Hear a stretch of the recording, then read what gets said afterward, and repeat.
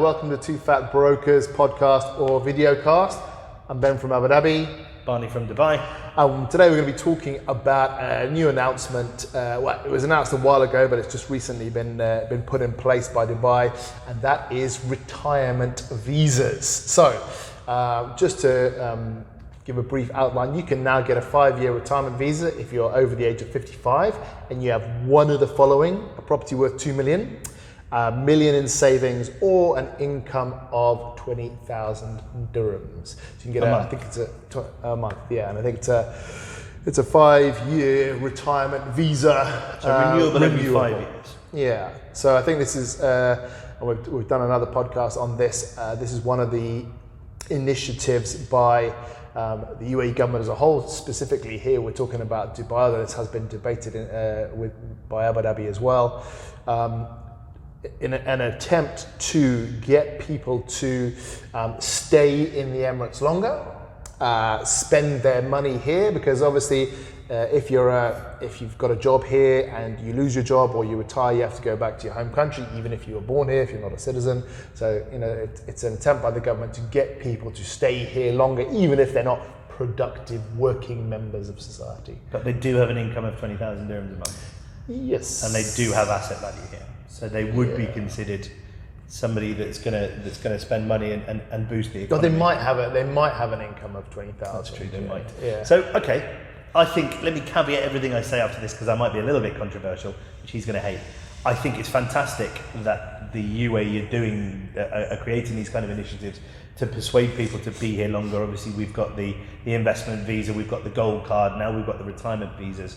My question is, who would retire to the UAE when the cost of living, not necessarily housing, but the cost of living is so expensive? And again, anecdotally, I have a friend of mine who's here, been here for a couple of weeks, and he has been living in a hotel, not a particularly expensive hotel, and he's managed to spend about 20,000 dirhams, having been here for 15 days.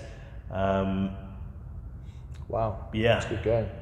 I mean, that's dinners, that's lunches, and I think if you go to many other major cities, the cost of living is exponentially less.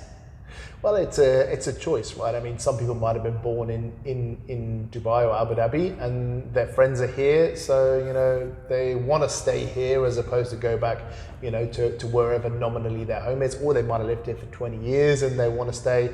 I think there's a lot cheaper cities here than here, but people come here, initially to work. But some want to stay, and if they want to stay, let them. It won't be for everyone. Again, my next question is, okay, so you have a investor's visa which are valid for 6 months and they're renewable, and I think they cost around 11,000 dirhams every 6 months. Now my question is, most people who retire into the UAE are not going to be here during the summer. Is that fair?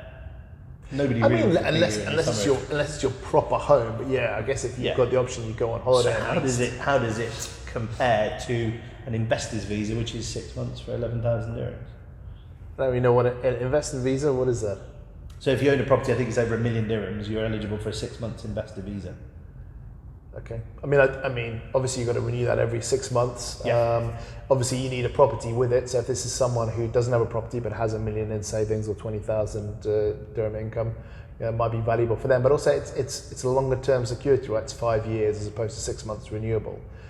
Presumably every 6 months you've got to re-qualify for it and reapply. I mean, the actual short-termness of it, even for 5 years, is still an issue.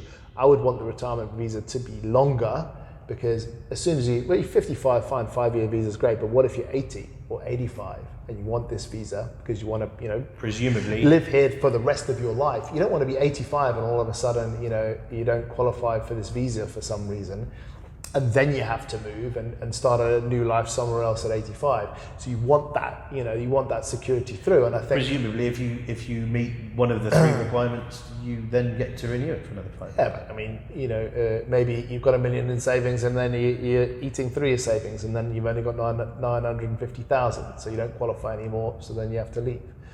So I think that's an issue.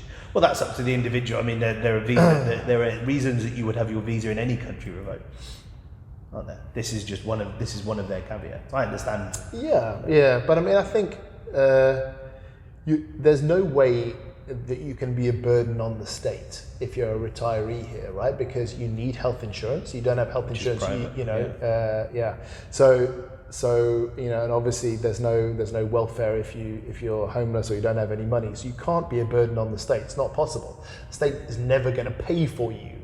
Apart from in terms of police and roads and things like that, but it's not going to pay for you if you run out of money. So I think they should offer longer term, lifetime retirement visas if you've worked here for a while or you hit these thresholds initially. I think now we're paying VAT as expatriates. I think there's going to be more of a calling for that. Yeah. But I think for that to be possible, then taxation, as it were, would need to increase. I don't think so, because you're not a burden on the state. You're paying rent. You're taking up rent somewhere. You're buying roads, food, electricity, air conditioning. Yeah, but you're paying for electricity and air conditioning. The only things you're not paying for is police, roads, the civil malls, defense, and things like that, which are semi-government owned. But you're spending, and that's what the government wants. The reason why it's having these things is it wants more people here to take up real estate and buy, but it wants more people here to spend money and plow that money back. Tourism, I suppose, to a degree, because if your grandparents are living here, you're more likely to fly out to see them. I mean, obviously, the UAE is a huge tourist destination. Yeah. So there's all of these residual factors that. And your grandparents will fly as well back to their home countries or wherever using one of the national carriers and come back again. Yeah. I mean, I don't see there's a downside to it, because you're just not a burden on the state. So I think it's a very positive thing, and actually in a way, it's a really interesting.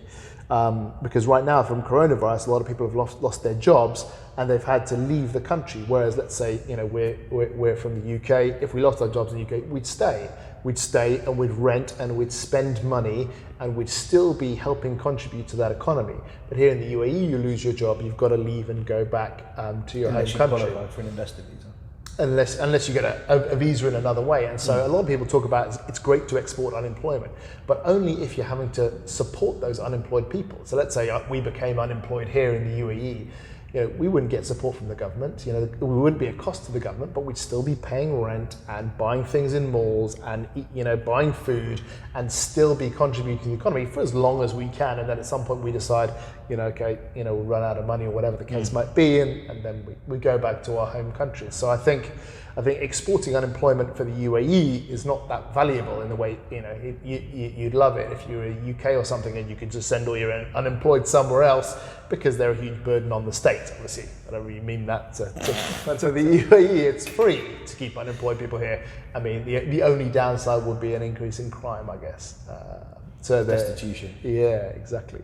But I think this visa is really a great thing, because you can see that the government is now wanting to change the look of the UAE from somewhere where you import labor because you need it, and once you're finished with that labor, you get rid of it, to actually importing people because of their spending power. I think it also shows that the UAE is starting to understand that they need to be a more inclusive society, and as much as exactly what you're just saying, they need.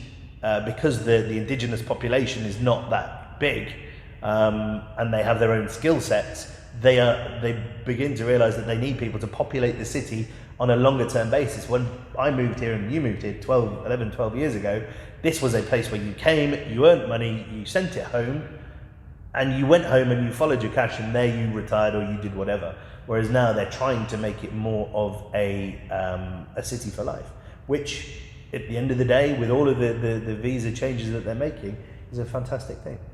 Yeah, I saw a good interview with Tim Cook from Apple, and they were talking to him about immigration. Tim Clark? Anyway, about immigration in the US, and obviously they're clamping down on immigration. And he said, listen, if I was president, I'd run this place like a business. I would import intellectual capital. I'd get the cleverest people, I'd get them to come and work in my country, and I get them to stay there, because some of the biggest. What China are doing, but they're just not letting you leave. I don't. China's not that keen for other people to come in. They do. Proprietary information. Anyway. But yeah. So even if one of those super clever people who works wherever, they lose their job, what they'll often do is start their own business, all right? And build a business, there and use their own intelligence and knowledge to build a business. Here in the UAE, I think it's missing out there because as soon as you lose your job, unless you've got all that prepared, you have to leave. And maybe you'll go and start that business in your own country. So I think it'd be a great idea for the UAE to import that intellectual capital because it's a fantastic place to live in, and there's nowhere really like it in this area where you can draw from Eastern Europe, the whole of the Indian subcontinent, North Africa, even sub-Saharan Africa. So you can actually draw a huge amount of intelligence in here, but you don't want it to just come in here and, let's say, work for the government and then leave. You want them to come in here and stay and build their businesses. And there's a huge, I don't know what it's like in Dubai, but right now in Abu Dhabi, there's a huge drive towards tech and startups and all that kind of fintech, medtech, everything. SMEs are what drive intellectual capital.